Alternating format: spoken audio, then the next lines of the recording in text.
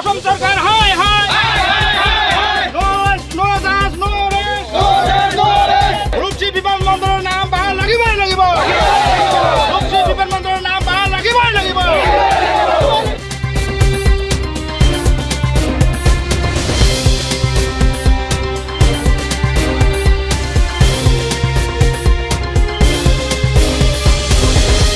আমি বৃহত্তৰ বজাৰবাসী জনগোষ্ঠীক অসম চৰকাৰে যিটো কেবিনেটত সিদ্ধান্ত লৈছে যে আমাৰ অসমৰ একেবাৰে অবিভক্ত গোৱালপাৰা লোৱাৰ অসমত যিটো আমাৰ বিমানবন্দৰ আছে ৰূপসী এই ৰূপসী বিমানবন্দৰৰ নামে নামাঙ্কিত কিন্তু দেখা গৈছে অসম চৰকাৰৰ কেবিনেটত যিটো প্ৰস্তাৱ লৈছে যে ৰূপসী বিমানবন্দৰৰ নামটো বেলেগ এটা নামত প্ৰস্তাৱ লৈছে এইটো আমি বিশেষকৈ অবিভক্ত গোৱালপাৰা আক্ৰাছো আৰু বিভিন্ন দল সংগঠন ধিক্কাৰ জনাইছোঁ আপোনালোকৰ জৰিয়তে যে অসম চৰকাৰৰ মাননীয় খোদ মুখ্যমন্ত্ৰী ডাঙৰীয়াই নাজানে নেকি যে আমাৰ কোচৰাজবংশী বৃহত্তৰ জনগোষ্ঠীৰ কোচ ৰজাৰ এই জমিদাৰৰ এই পত্নীৰ নামত এই জমি আজি এই ৰূপসী যে নাম হৈছে এইটো আমাৰ ৰাজবংশৰ পৰিয়ালৰ এজন সুন্দৰী ঘনীয়েকৰ নামে নামাঙ্কিত কৰা হৈছিল কিন্তু আজি এই ৰূপসী নামটো তৎকালীনভাৱে অসম চৰকাৰে কেনেকৈ কেবিনেটৰ সিদ্ধান্ত ল'লে এই নামটোৰ ব্যতিৰিকে বেলেগ এটা নাম আচলতে অসম চৰকাৰে যিটো নামাকৰণ কৰিব বিচাৰিছে কালিচৰণ ব্ৰহ্ম গতিকে কালিচৰণ ব্ৰহ্মৰ যি ইতিহাস চাব যাওঁ সেই ইতিহাসৰ লগত এই যি ৰূপসীৰ যি ইতিহাস এইখিনি অঞ্চলৰ যি ইতিহাস সেয়া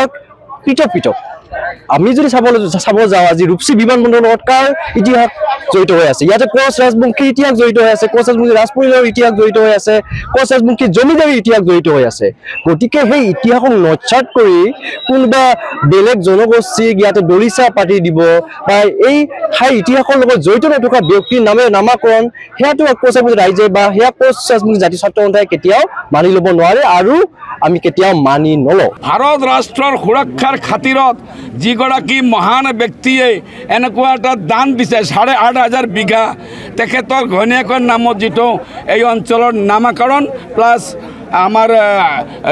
বিমানবন্দৰ এইটোৰ নাম বাহাল থাকিব লাগে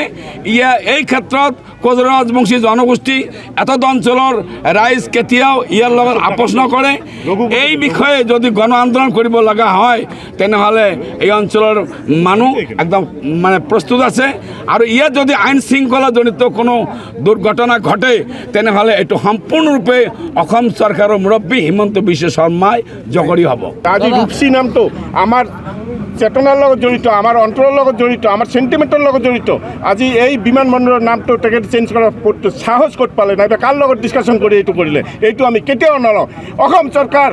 মুৰ্দাবাদ অসম চৰকাৰ মুৰ্দাবাদ যিকোনো খবৰৰ বাবে যোগাযোগ কৰক 7099017330 আৰু 7099017110 নম্বৰত